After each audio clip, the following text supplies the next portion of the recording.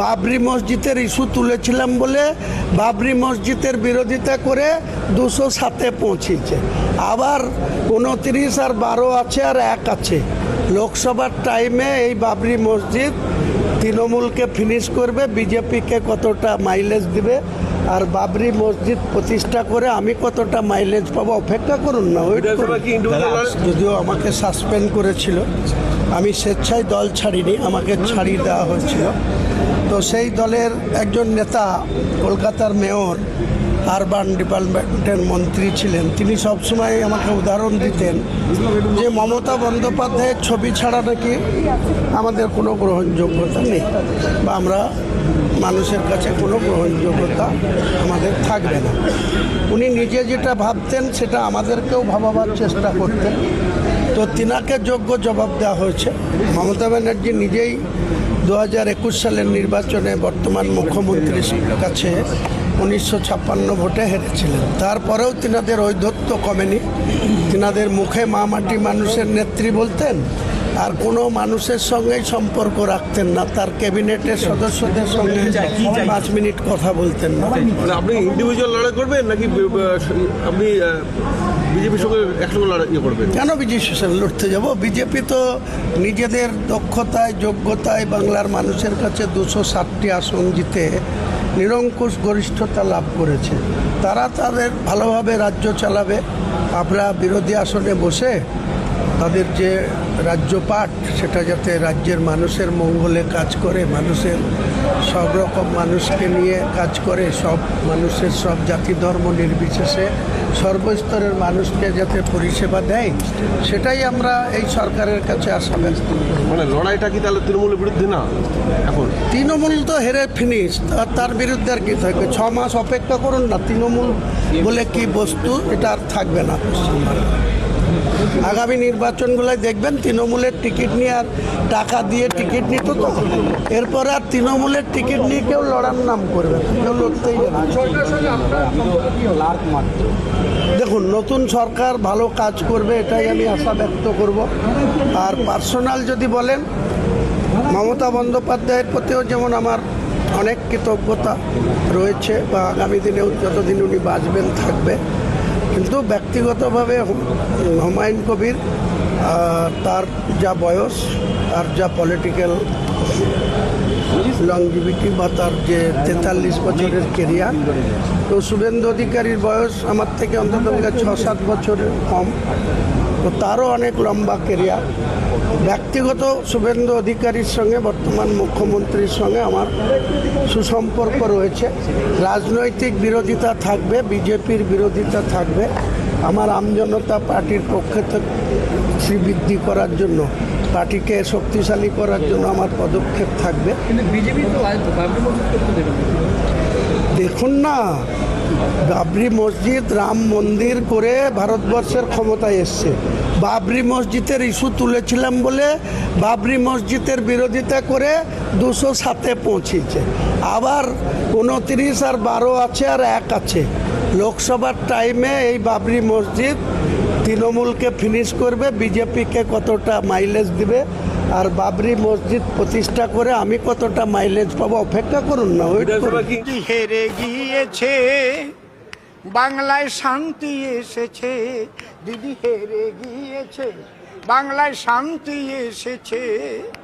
দেখো চারিদিকে বাংলা ভরে পদ্মগন্ধ ছুটেছে। হেরে গিয়েছে, বাংলায় শান্তি ফিরেছে। দিদি হেরে গিয়েছে, বাংলায় শান্তি ফিরেছে। ভেবেছিল লোভ দেখাইয়ে ভোটে হবে পার,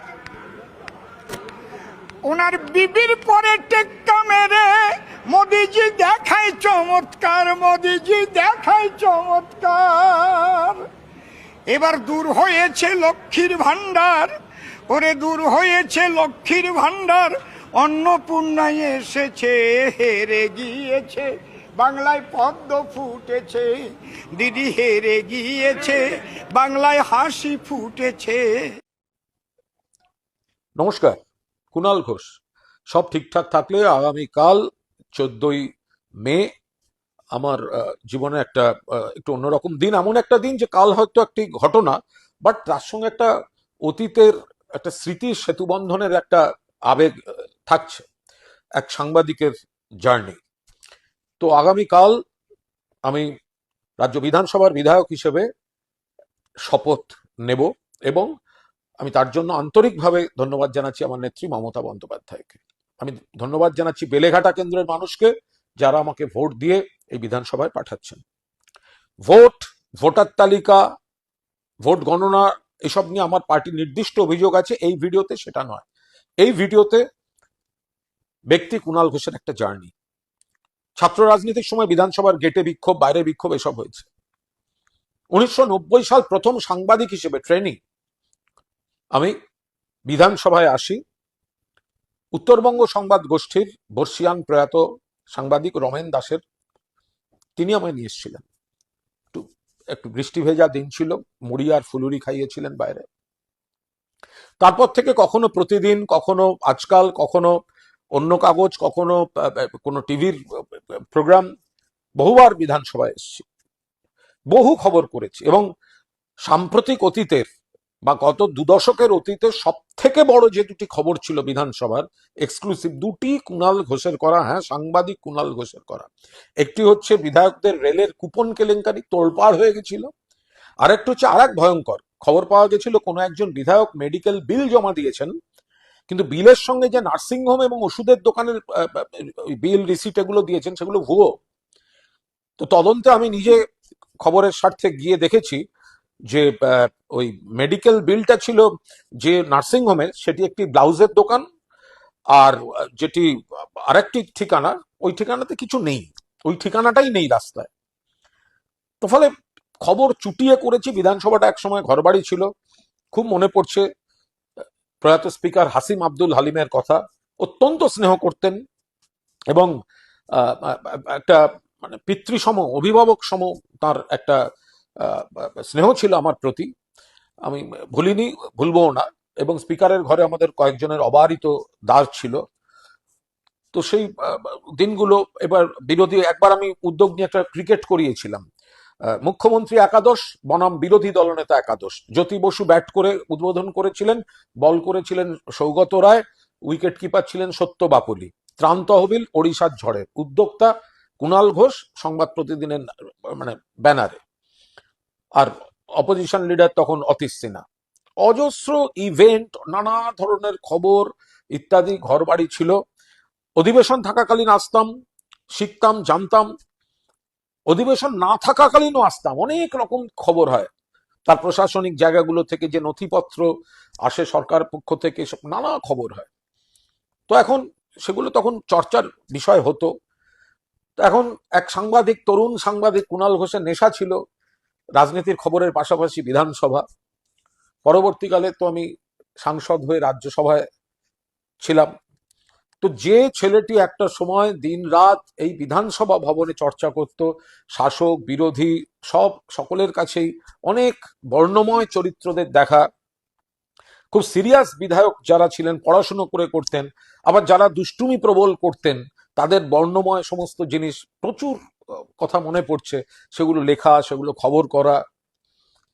তো কাল সেই জার্নিটারই একটা অদ্ভুত ইয়ে, যে কাল আমি ওই বিধানসভাতেই বিধানসভার সদস্য অর্থাৎ বিধায়ক হিসাবে আমি শপথ নেব।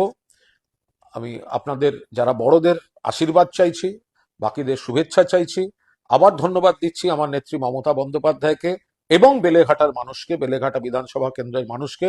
আমি চেষ্টা করব দায়িত্বশীল বিধায়কের ভূমিকা পালন করতে, গঠনমূলক ভূমিকা পালন করতে, এলাকার স্বার্থে এবং বাংলার মানুষের স্বার্থে, যাতে মানুষ বুঝতে পারেন কুণাল ঘোষ মানুষের স্বার্থে, এলাকার স্বার্থে, বাংলার স্বার্থে পারফর্ম করছে। সংবাদ প্রতিদিন এবং আজকাল এবং অন্যান্য সংবাদ মাধ্যমের হয়ে আমি বারবার বিধানসভায় দিনরাত কাটিয়েছি। কাল একদম একটা নতুন জীবনের পর্ব। আমি জানি না তারপর আমি কতটা আপনাদের সন্তুষ্ট করতে পারবো। আমার দিক থেকে সমস্ত রকম চেষ্টা থাকবে। আপনাদের শুভেচ্ছা চাই, আশীর্বাদ চাই। ভালো থাকবেন।